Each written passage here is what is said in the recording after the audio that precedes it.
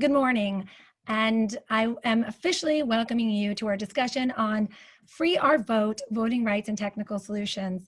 My name is Hillary Brill, and I lead Georgetown's Institute for Technology, Law, and Policy, which is a think tank at Georgetown Law, where we focus on providing deep expertise in tech and policy and public interest issues for our students. We engage in independent research on issues at the intersection of law and policy and convene thought leaders, civil society, policymakers, and experts on a variety of issues that involve technology, including privacy, AI and bias, digital inequities, and of course, today's important issue about voting rights. Today's event showcases the philosophy of the Tech Institute that technologists working together with civil society can solve solutions to can create and provide solutions to pressing access to justice problems. The Institute, for example, hosts the Iron Tech Invitational, where students from around the world compete to create apps dedicated to helping access to justice. As we approach the upcoming elections in an unprecedented, uncertain environment during a global pandemic, issues of disenfranchisement, whether intended or not, are at the forefront of concerns of our civic society. At the core of our fundamental rights is the ability of our enfranchisement, our ability to elect and choose our leaders. Today's discussion focuses and presents officially Free Our Vote, a technological solution created by our very own Professor Neel Sukhatme to provide access to justice for voters in Florida that are dealing with the voting rights issue in our upcoming election. I will leave it up to our esteemed panelists with deep expertise to present the voting rights issues that are going on in Florida and voting rights issues in general. And I leave it to Professor Sukhatme to discuss and present how Free Our Vote can help with this problem, how it works, and how he is motivated to action to create this solution. But briefly, let me just tell you a little bit about our panelists. Professor Sukhatme, a professor at Georgetown Law, and is also the Thomas Alva Edison Visiting Scholar at the U.S. Patent and Trademark Office. He received his PhD in economics from Princeton, and he received his JD from Harvard Law School. After law school, Professor Sukhatme clerked for the Honorable Walker on the U.S. District Court and the Honorable Williams in the U.S. Court of Appeals. He received his bachelor's degree in computer engineering and a minor in mathematics. He is also the co-founder of Spindrop, which I recommend to all of you, a music technology startup with a novel approach for automatically mixing songs. I'd also like to present Ashley Thomas, the Florida State Director for the Fines and Fees Justice Center. Ashley Thomas is as the director, works closely with the Florida community and community-based organizations, state legislators, local officials, and a diverse group of stakeholders to advance policies that are better for Florida and for individuals whose lives are impacted by criminal justice debts. Prior to joining the center, Ashley was the director of strategic initiatives at South Carolina Appleseed Legal Justice Center, working on reentry reforms and removing barriers to opportunity for individuals with criminal justice involvement. She successfully lobbied for legislation, including a bill to remove a fee for South Carolina's convicted violent offender law, a passage of the mugshot extortion bill, as well as legislation expanding South Carolina's expungement law. Before this, she was a public defender, and she spent over 3 years as a public defender, ensuring her clients' legal rights were upheld. We have with us another professor, welcome to our own from Georgetown, Professor Paul Smith, who is an expert in constitutional law and election law issues. He is also the Vice President for Litigation and Strategy at the Campaign Legal Center, which fights to preserve and promote American democracy. Prior to 2017, he was in private practice for more than 3 decades, where he had a Supreme Court practice and an election law practice. He has argued 21 cases in the United States Supreme Court, including a number of voting-related cases, and we are pleased to have you here. We have Jesse Kelley, who works for the R Street Institute's criminal justice implementation efforts across the United States as a government relations director at both the federal and state level. She advocates, researches, and writes for criminal justice and civil liberties policy team. She works with lawmakers to implement effective public policies related to policing reform, juvenile justice, post-conviction life, and other topics. She previously worked as a criminal defense attorney in Alabama and worked on the Mississippi Innocence Project on post-conviction issues. We are pleased to have Marq Mitchell, the founder of Chainless Change, Inc., a child of formerly incarcerated parents. He has also been directly involved with the criminal justice and child welfare systems. Before the age of 22, Marq had served nearly 7 years in juvenile and adult detention facilities. As a result of this experience, Marq understands the system firsthand, and he's proof that with access to proper resources, formerly incarcerated women and men can not only thrive, but they can contribute immensely to society. And he founded Chainless Change. He also has studied business administration. He is a trained forensic peer support specialist, and he has served in his community by focusing on reentry, at-risk youth, and advocacy for disadvantaged groups. And our final panelist is Neel, Deputy Director of the Florida Rights Restoration Coalition, the organization that spearheaded the passage of Florida's Amendment 4 in 2018. Voles has more than 25 years of experience working as a public servant. He is a former chief of staff and staff director for Congress. He ran a homeless shelter, worked as a program director, and served as the chair of the Homeless Coalition in Lee County.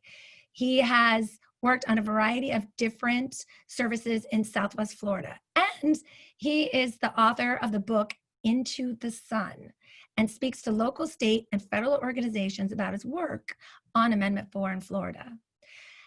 With this, I want to let all of these tremendous panelists talk about these issues.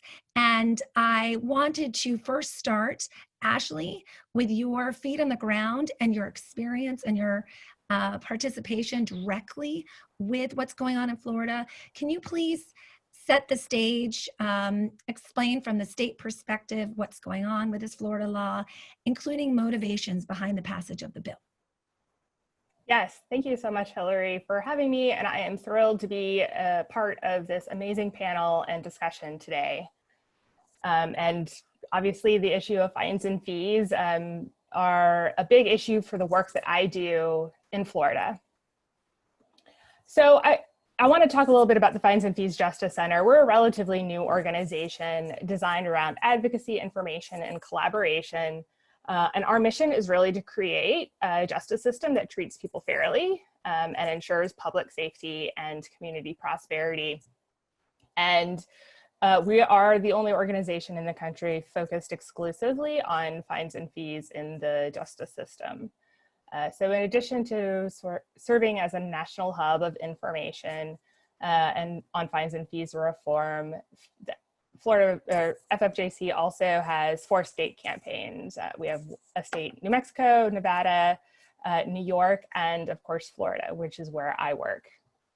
So I want to start just by sort of setting the stage of why fines and fees issues are such, impacting so many people here in Florida and why it's such a huge issue that needs to be addressed. And I'm going to start with just sort of very basic information about the types of monetary obligations that stem from criminal court involvement. And there are basically 3 buckets that I'm going to talk about. And the first one is sort of costs that are assessed to serve as restitution. Restitution is designed to make victims whole. And so, for instance, if a window is broken, it's money to replace the window, or if a car is stolen, money to replace a car, so on and so forth. And fines are another type of financial debt that can come out of involvement in the criminal justice system. Fines are by nature, sort of designed to be a punishment to serve as part of the punitive part of a criminal sentence. Sometimes they're used as an alternative to incarceration. Sometimes they are in addition to incarceration. And in Florida, not every criminal conviction comes with a fine attached, but many do. And especially when it comes to drug convictions, these fines can be pretty significant. Certain drug charges carry fines of $50,000, mandatory fines of $50,000 up to a couple $100,000 in fines. And I want to focus mostly on the third bucket, which are fees. So fees are in many ways the most egregious way that money enters the justice system. And in Florida, every single criminal conviction, whether a misdemeanor or a felony, will automatically carry hundreds of dollars worth of fees that attach as soon as a conviction attaches.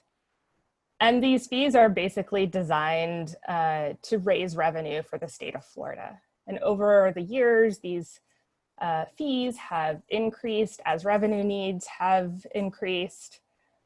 These fees fund clerks of court. They are earmarked to be deposited into Florida's general revenue fund. There are over 30 additional trust funds that receive dollars from these fees that are charged to folks with criminal and felony convictions.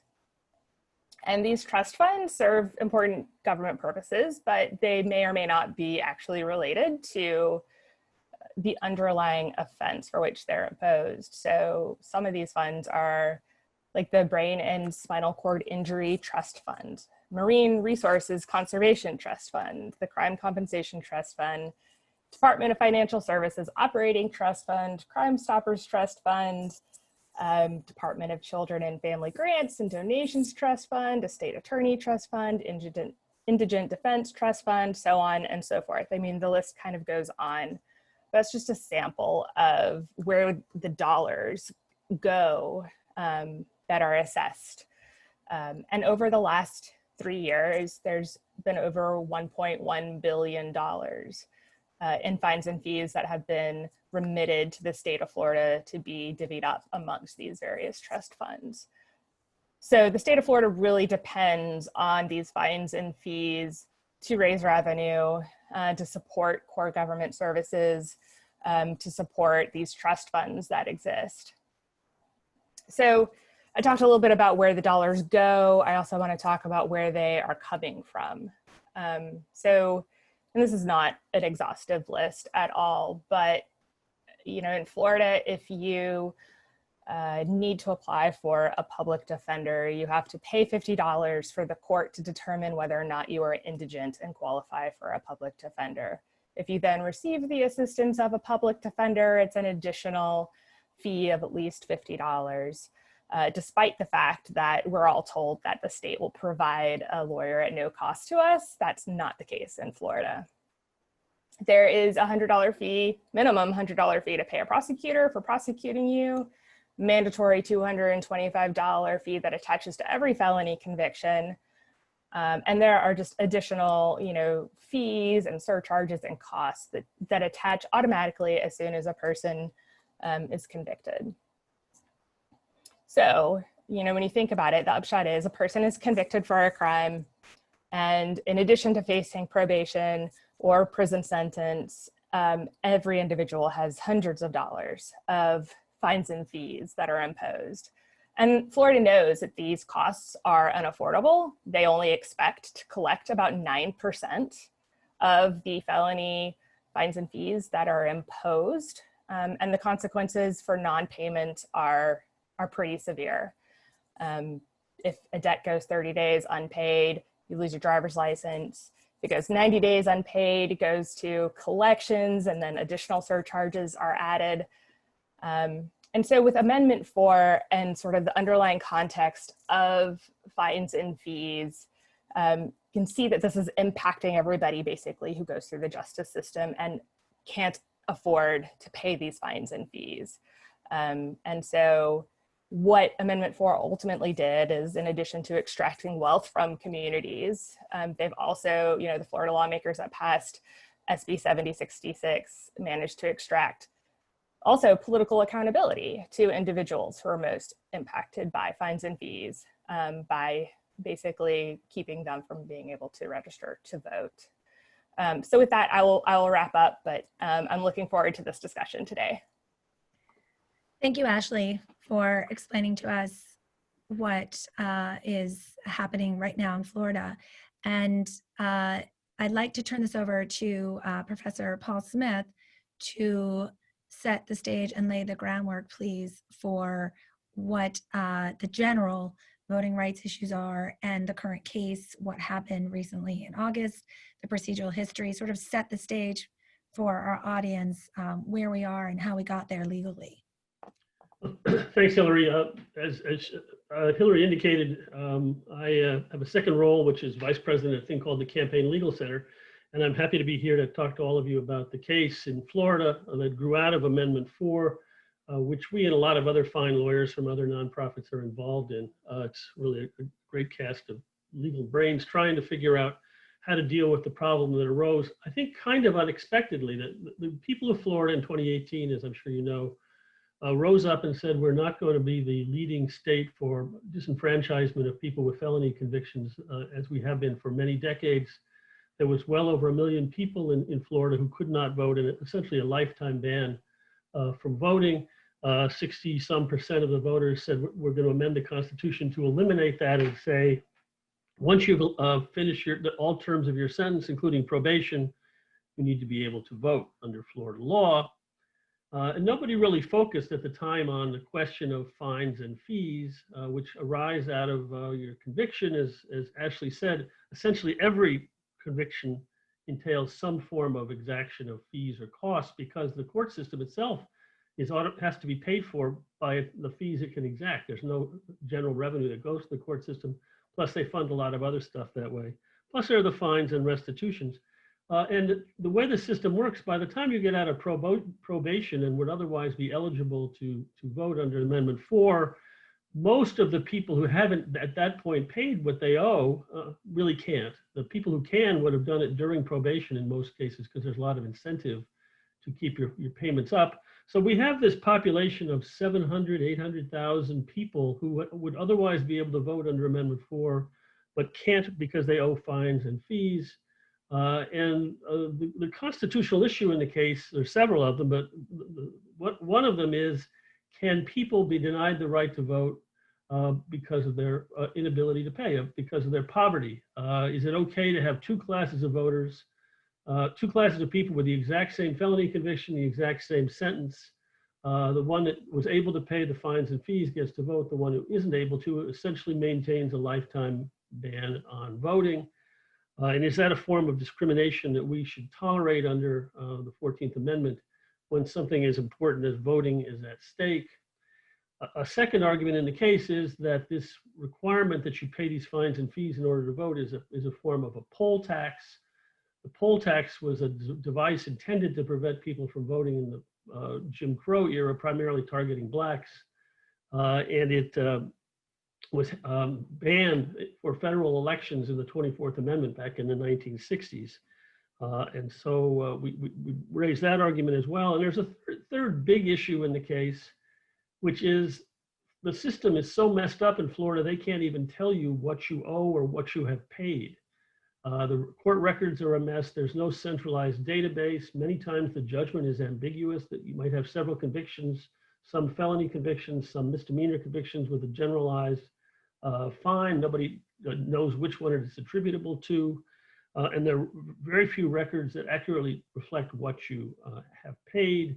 Restitution is often paid to private individuals and not recorded at all. Anyway, we had, in this case, 17 individual plaintiffs, and the state was unable to, by the time of trial, even tell what any of those 17 owed at this point. The records were such a mess. So there's kind of a procedural due process void for vagueness claim. And we were able to succeed on all three of those issues: wealth discrimination, poll tax, and procedural due process, after a trial that happened last spring over Zoom, much like this proceeding today. an excellent, remarkable opinion by Judge Hinkle saying, first of all, under a long line of Supreme Court cases, discrimination against people in access to voting is unconstitutional when it's based on their inability to pay. The cases involved, prior cases involving voting, plus also cases that say you can't be put in jail because you can't pay a fine. You can't be denied the right to appeal your conviction if you can't pay the fees that are associated with it. Those kinds of important interests can't be tied to payment of a fee, at least as to those people who can't afford the fee. And so that was a very important holding by the court.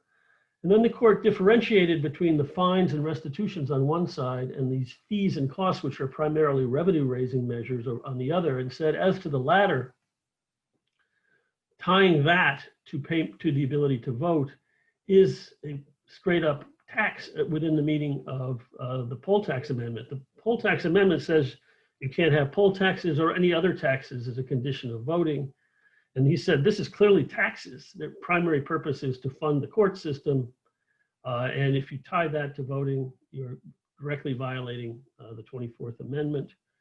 And then he said as well, there's a clear violation of procedural due process when the state is putting something as important as voting conditioned on payments, but it can't tell you what you owe. And the long discussion in the opinion about how the state itself has changed its accounting method in the middle of the proceedings, fundamentally changing what payments count toward what and how to calculate it. But the system is so incredibly botched up that we have this large group of people who may never know whether they have paid enough or haven't paid enough in order to get access to voting. And there's this kind of catch-22. Before you really get your record examined by the state to see whether you're eligible, you have to register. But in order to register, you have to swear that you're eligible, you have a good faith belief you're eligible to vote. And so you're risking criminal prosecution in order to get into the system where they will then examine your eligibility to vote. And so we have this wonderful opinion last spring saying for 3 reasons there's unconstitutionality here. And the hundreds of thousands of people who had their voting rights restored by the federal district court, the state appealed to the 11th Circuit Court of Appeals and asked that court to take the very unusual step of hearing the case en banc without going through a 3-judge panel in the first place. The court granted that. That means there's essentially 10 judges who will be hearing this appeal and in fact are considering this appeal.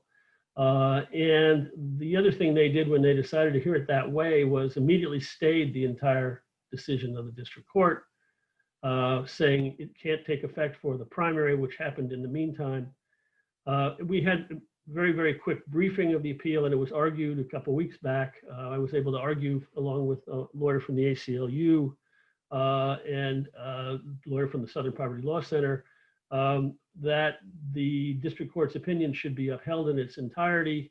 It is a pretty conservative court. Of the 10 people we were arguing to, 5 of them were appointed by President Trump. And so it's a tough forum, but we're still hopeful. Hopefully we'll get a ruling soon so that whatever they do, we can maybe bring it up to the Supreme Court and see what possible remedy we could get there if we don't get it out of the 11th Circuit.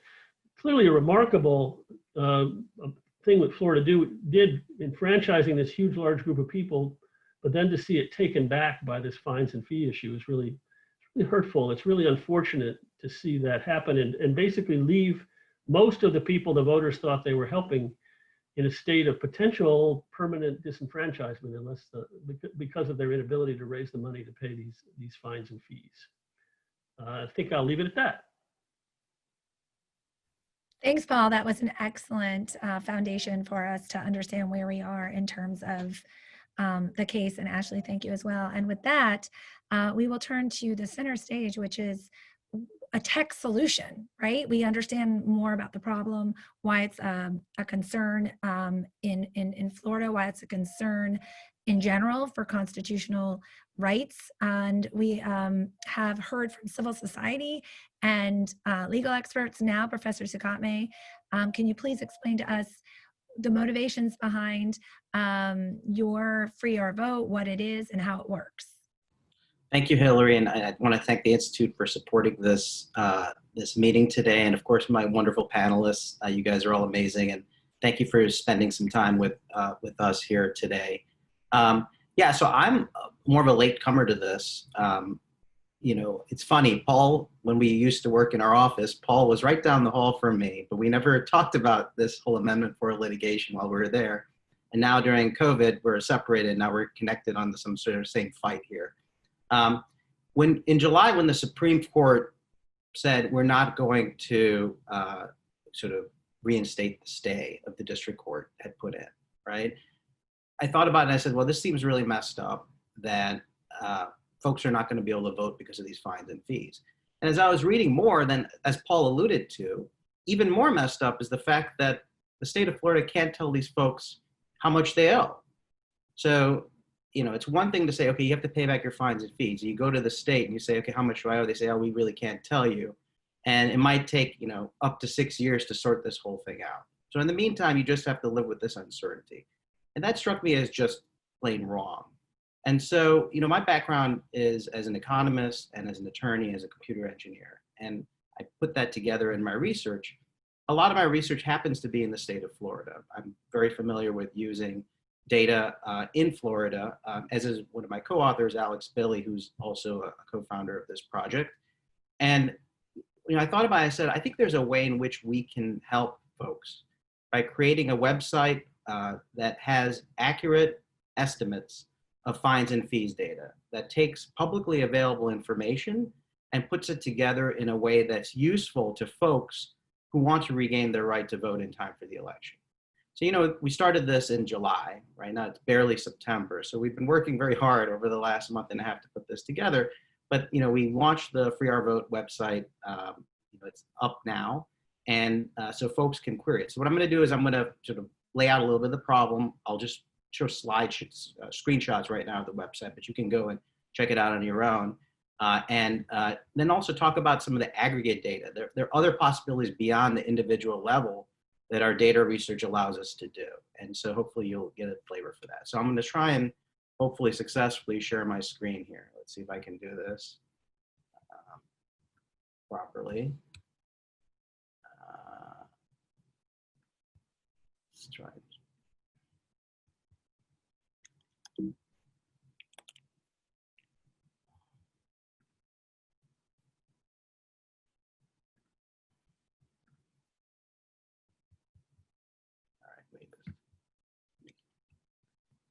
I don't know if I can.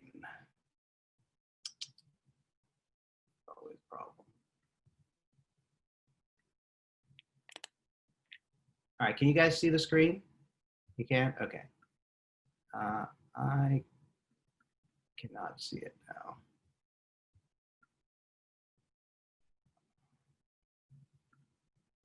Okay, now I can't see you guys. Well, I'll just have to alternate between you folks and see if I can see both of you. Okay. Anyway, so this is the Free Our Vote website right here, right? So you go to freeourvote.com, you can see what it looks like, right? And as I suggested,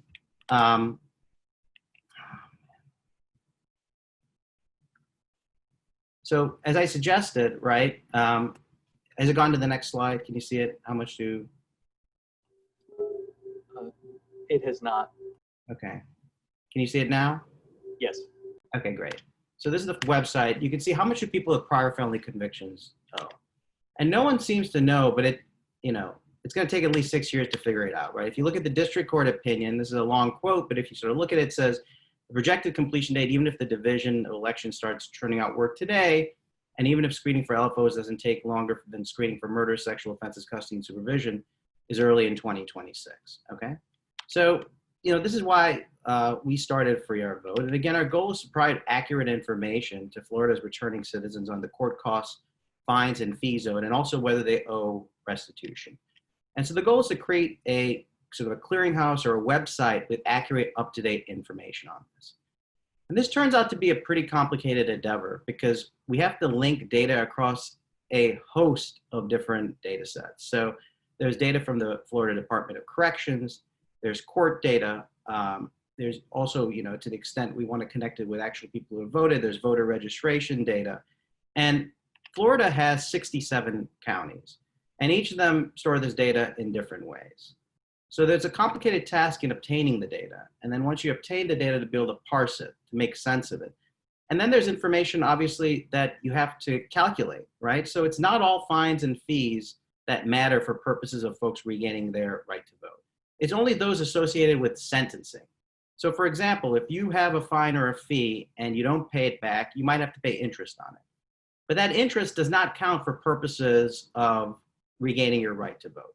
So being able to parse through that to the extent possible and get accurate estimates also requires knowledge of the relevant legal rules and figuring out, based on the data that's available, what fines and fees count and what don't, right? Also, restitution is a complicated thing because, you know, as Ashley suggested, restitution is imposed in a number of cases. And as Paul suggested, right, many times the court doesn't keep track of whether restitution was actually paid. So determining whether there might be restitution in a case is a separate issue, right? And then finally, a complication is that there are some crimes, if you commit, you're not eligible for regaining your right to vote anyway. So, you know, figuring all that out is sort of a significant complication. Okay. So right now, the coverage that we have sort of posted right now are these 14 counties, right? And they're most of the big counties in the state of Florida, including, you know, Miami-Dade, Hillsborough, you know, Pinellas, Duval, Broward. Palm Beach is going to be done, is going to be posted very soon. So within a week, we should have 23 counties, including the 10 most populous counties covered, which is approximately 17 million people, about 80% or so of Florida's population. And you know, it's hard to get to all the way to 67 because some counties, the data is not in a sort of a usable format or it's not posted online. But it turns out that population in Florida is pretty skewed toward a smaller number of counties, right? By the time you get sort of to the top 35, I think you're at like 95% of the population, something like that, or 90%. And so we can get a lot of coverage and help a lot of people, even if we're unable to get to all 67 counties, right? And our data are also limited to felony convictions since 2000. So some older folks might not be able to benefit from this, right? Because that's just where the data from the Florida Department of Corrections goes back to, okay? So we try to make clear all of this on the website, all the sort of caveats and limitations, but I still think there's a, you know, I know there's a huge number of people who will benefit from the information that we can provide them, okay? And so again, if you go to the website, this is what it looks like. So how does it work? So you see there's this thing that says, do you have fines or fees, or check fines or fees, right? If you click on that, it asks you to enter your information to check your fines and fees, right? So you have to provide your first name, your last name, your birth date, and a county of conviction, okay? And if you do that, what'll pop up is your estimated fines, fees, and costs, right? So you'll see for John Smith here, he has $0 associated, right? A conviction in Orange County, but $0 associated. Now, currently the way the website has been put up, we're limiting it to folks who are essentially have no fines or fees and have no restitution, no prohibited offenses. So right now it's serving kind of as a clearinghouse. It's like, am I clear to go? If I go to this website and I put my name in, my date of birth, I should be clear, right? They're the caveats that we put down here, but by and large, you should be clear. We do have all the data and estimated fines and fees for hundreds of thousands of folks, right? It turns out that this number of people right now who are free and clear, we can free and clear about 80 to 100,000 just with the data that we have right now. As I add those counties up, it's going to continue to go up. I had estimated by the time we're done, we'll be over at about 150,000 people. If they go to our website and enter their information, they can determine that we've estimated, based on going through these public records, they have no fines and fees, no court costs, no restitution, no prohibited offenses. But we do have the data to provide detailed information of estimates of folks who don't have non-zero amounts, right? And so we've been talking right now, we were just talking to the Florida Rights Restoration Coalition yesterday about ways of sort of responsibly making that data available or otherwise using it in a way to help those individuals. So that's sort of an ongoing conversation, but just wanted to let you know that the state of the website right now.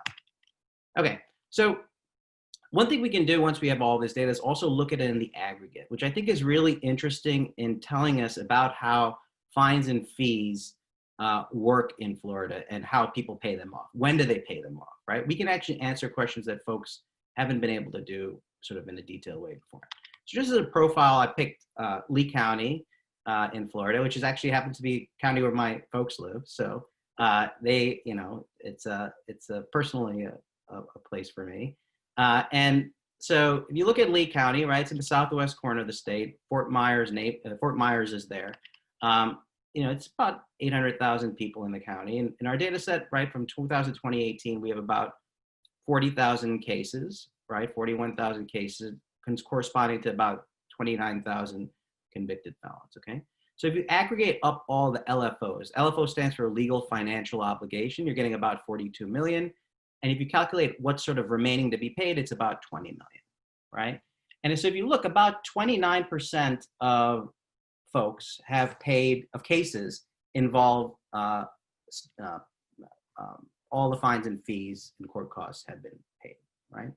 So what would be interesting first is to see how much is remaining for the folks who have not paid off their fines and fees. Okay, and remember, not all fines and fees count for purposes of getting back your right to vote.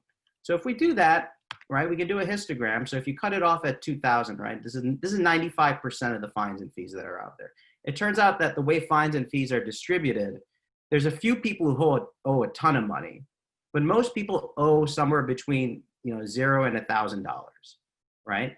And so you can see right here in this histogram, if you look on the x-axis, it tells you your balance, and the y-axis sort of is like a frequency. And you can see there are a lot of people at 0, right? And it's about 28%. And most of the folks are between 0 and 1,000.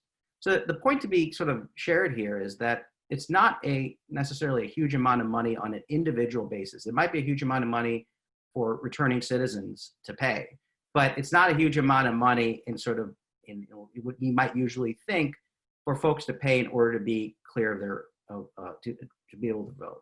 And by the way, if you look overall at sort of the total amount that's due, obviously the numbers go up because that includes information collection, interest, collection fees, sort of collection fees that are assessed, but it's not sort of significantly much more. Okay. Now this is interesting. You can look at the payment timing. So this is asking the question: after an individual is sentenced, when do they make payments to the county? Right? We can sort of look at when they've made payments.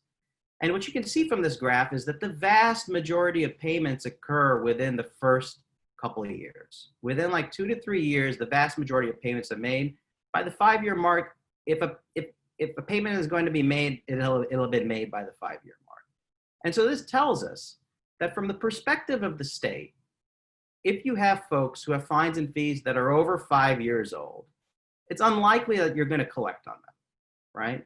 So really what's happening is here is, to the extent you're denying folks the right to vote and it's sort of a very old debt, you're not going to collect on them, and you're essentially just disenfranchising these folks and not letting them vote for, you know, and they're not going to get the money, right? So, you know, I think it's useful to know what this timing is to sort of figure out the reality of whether or not this money is going to get paid sort of on its own, okay?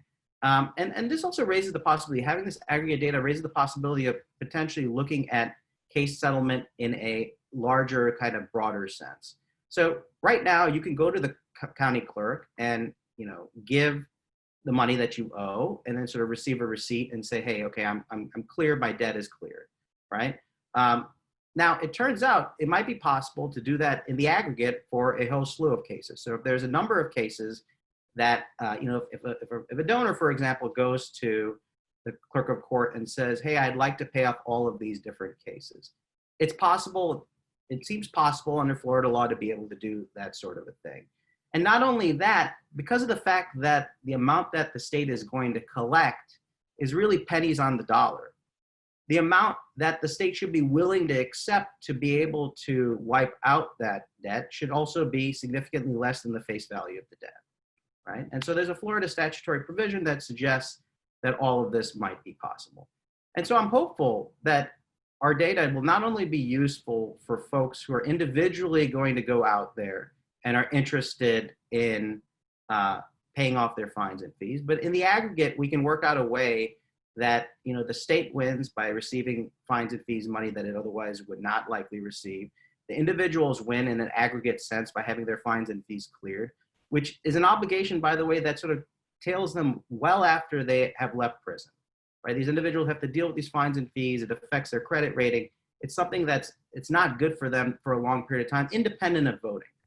So, you know, hopefully it's a win for them and it's a win for the state if these things can be paid off. And so hopefully our work will help to do that. And so I just want to also thank the rest of our team. A lot of these folks are Georgetown law students who are affiliated with Georgetown. And without their help, we would not have been able to make this progress move so quickly and get to the point where we are. So I thank all of them and thank you for joining me here today. Thank you, Neel. Thank you for presenting for your vote, which is definitely an opportunity to see your legal background mixed with your technology background to come up with a practical solution to this pressing problem.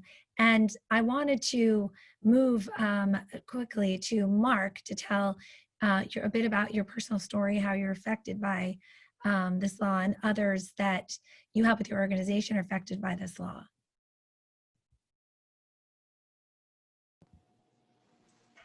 Thank you. Neel, it's great to see that you've put so much time and energy into creating a solution for so many folk who are impacted by these fines and fees. And I think that you made a point that's extremely important. It impacts people in other ways other than voting, right? It's something in Florida that limits your ability to have a driver's license. If you are wanting to get a credential or occupational license, that's impacted if you have these outstanding fines and fees. If you want to explore jobs with the government, that's something that's also impacted. So being able to resolve it, yes, for the purposes of voting, it's great, it's empowering, but it also is one of the first steps to people being able to access a better quality of life. For me, I was 16 years old when I was direct filed and sentenced as an adult. And so for my entire adult life, I've had these barriers. I've been disenfranchised. I never knew what it was like to vote. I also didn't know what it was like for my, to have an opportunity to easily access housing or easily access employment without having my background being a factor there. And so being able to change that by being re-enfranchised through Amendment 4 and ultimately being able to elect representatives who would fight for our best interests was extremely important. And so when Desmond and Neel and so many people across Florida were doing the work to ensure that Amendment 4 made it to the actual ballot, we all were excited because we figured that this was our first opportunity to really reconnect and reconcile with society after a history of being ostracized, stigmatized, and also limited because of our backgrounds. And this just was the first step. It was the first step to being able to do more, reimagine what life could be for such a large group of people across the state. I think the estimate is that there's like 1.5 million people or so in the state who have these felony backgrounds. And so for me, you know, with this happening to me at 16, I don't know life another way. I don't know life without having the barriers. I don't know life without being impacted. But I found out about the fines and fees in a really unique way. I have an organization that I founded in 2018, Chainless Change. And we assist people who are seeking to rebuild their lives after contact with the criminal legal system. And a part of that means that we're helping people understand how to advocate for their best interest and resolve things like driver's license suspensions, or address court costs and fines so that they can then become eligible for employment or occupational licenses. And so once Amendment 4 passed, I went to register to vote, but I also started to explore what solutions would be available for folk who had these fines and fees, never knowing that I had them myself. The way that I found out was once I registered to vote, I received a letter in the mail that told me that I owed about $5,000, and that it had been handed over to a collections agency that I needed to contact to resolve my payment issues. I couldn't pay the courts directly. And when I reached out to the collections agency, after about 3 days being on hold, them trying to scramble around and figure out exactly what I owed, I realized that there was a 40% surcharge or interest that had accumulated, because these were things that happened years ago, more than 10 years ago, when I was an indigent juvenile in foster care. And it really became a bit overwhelming and disappointing, because I thought that we'd finally reached this point where those things would no longer impact me. But here it was something from my childhood, in which I was treated as an adult, which I shouldn't have been, came to haunt me. But not only that, it was, that there's a huge interest rate that's tacked on top of the court costs and fines that were assessed. And I had absolutely no idea how I would ever be able to afford to pay that, considering that people with criminal backgrounds tend to have limited opportunities for stable employment or and make livable wages. So I noticed, started to kind of engage and figure out what solutions there were, and somehow was connected to the ACLU. And this has been such a interesting, intriguing, and quite eventful experience, because for a moment we had our rights back. For a moment we thought that we'd won, that this was resolved. The temporary injunction, we believed, set a precedent, and we were going to be eligible to vote. I voted in March and thought that I'd be able to vote again in August, and that didn't happen. And it's a feeling that kind of has happened throughout my life, where something is given and then it's taken away, and because of my background. And so I'm really, again, just appreciative to be here. And I'm hopeful that we'll reach a resolution really soon, because there are about 700,000 or 800,000 people I work with who are impacted by this thing.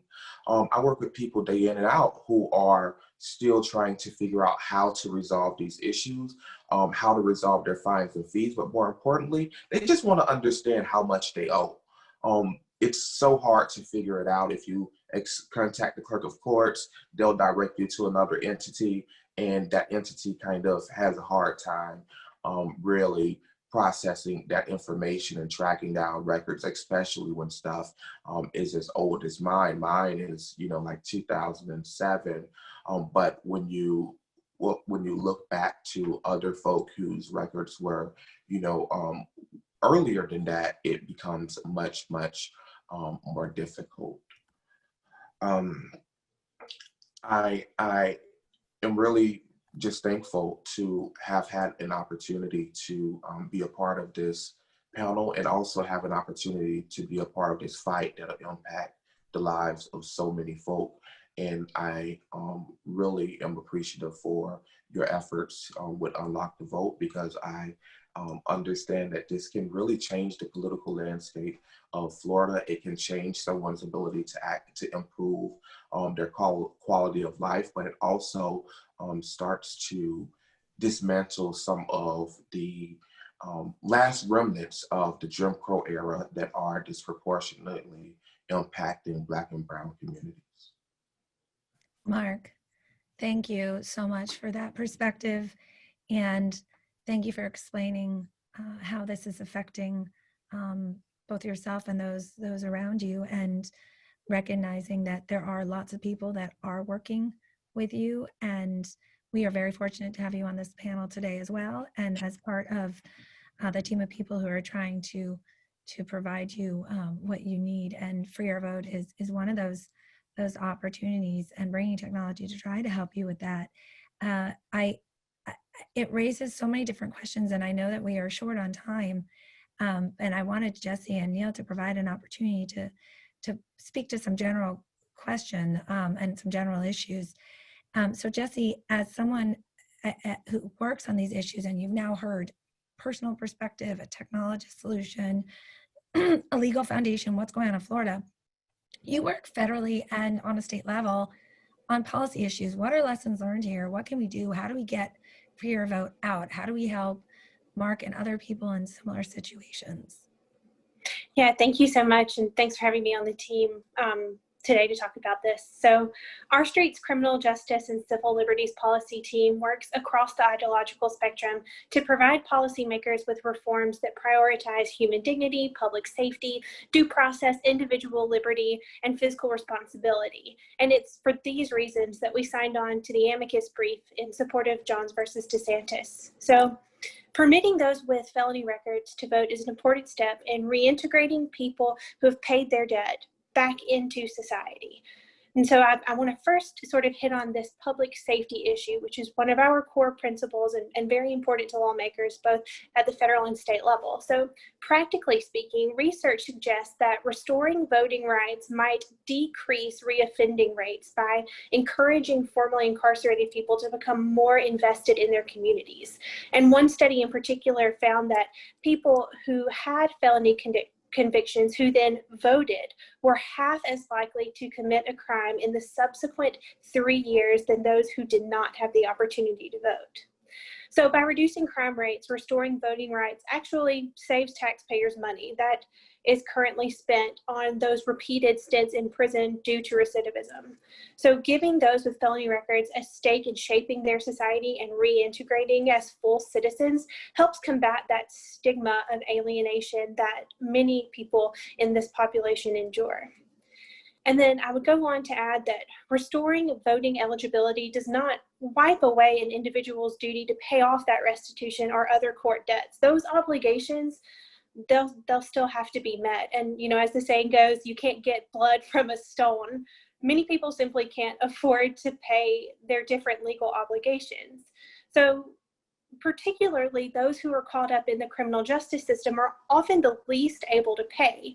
Another study using nationally representative data found that about 36% of people arrested in the year 2017 had individual incomes of less than $10,000 per year, which is well below the poverty level. So simply put, conditioning eligibility to vote on repayment of restitution or other debts will not make it any more likely that those debts will get paid. And you know, really, eligibility to vote is no more related to a person's ability to pay off a court debt than it is their ability to pay off a student loan debt or a credit card debt.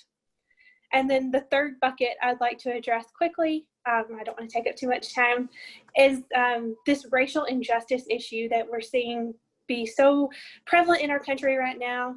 And you know, many of these felony disenfranchisement laws in the United States were expanded at the end of the Civil War when Black men first received the right to vote. And this was only highlighted in the 2016 presidential election. So an estimated 6 million Americans could not vote because of a felony conviction. But what's more is that 1 in 13 Black Americans could not vote in that election, while 1 in every 56 non-Black Americans could not vote. So we're still seeing this trickle-down racial disparity seep through every part of our criminal justice and civil society.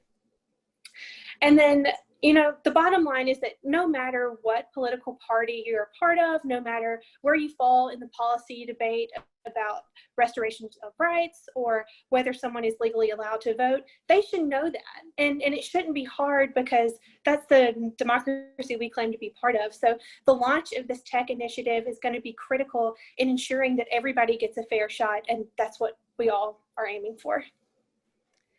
Thank you, Jesse, very much. And Neel, I was going to promise you that we're going to get to you in these last few minutes as someone who works for the FFRC. And hopefully you can wrap up what we've been seeing today and give us some hope for things that we can do, or what this is going to look like in Florida, how we can get out for your vote, and your thoughts on the matter. Yeah, well, thank you so much for allowing me to be here today, and for the conversations and this partnership that's developing around the lives of returning citizens in Florida. I'm a person with a past felony conviction. Marq and I have been walking this together along with so many other folks. I was blessed to be able to vote in the August primary for the first time in 16 years, along with many other returning citizens. And so I would just say that I see hope in this, in the tools that so many people work so hard to put together. Thank you, Neel, for spearheading this effort. Our organization is a statewide returning citizen organization. We've got 20+ chapters across the state. We're led by returning citizens, those of us with past felony convictions. We advocate for returning citizens and our loved ones, and this is what we do every single day. You know, this is a real issue in real people's lives, whether it's what's going on in the courts, whether it's what's going on in the legislature. But what I feel is most important to try and help, kind of like you said, Hillary, like tie this up a little bit, and is that for the last year, our organization has been digging into these issues, right? We've registered tens of thousands of returning citizens. We've paid fines and fees for thousands of returning citizens. We have relationships with all 67 clerk of courts, and understand the dynamic and the tension involved with trying to get reliable data that somebody like myself or Marq or any returning citizen in Florida can with good, you know, go in and say, hey, I know that I can go register to vote. And I think that's all of our goals. And this is an incredibly important step towards making, you know, those of us who are fighting to expand democracy and create a more vibrant democracy in Florida by allowing these hundreds of thousands of people who literally went to bed at night after the Hinkle decision thinking they were going to vote in November, and now, because our own government is blocking that, are unable to vote. And we're looking at the creativity of technology, the love and passion of people who are willing to literally pay fines and fees for somebody else they don't even know. That's the place that we're at. But it gives us real hope that when we work together and we're creative and we focus simply on the real lives of real people who are impacted. I get texts every day from people who have registered to vote, both sides of the coin. Hey, I'm going to register for the first time. And by the way, I know we're not all there yet, right? We registered a lady a couple days ago who has cancer, and she's been given 6 months. And she asked us all to pray with her and to say, hey, please pray with me. I haven't voted in 40 years.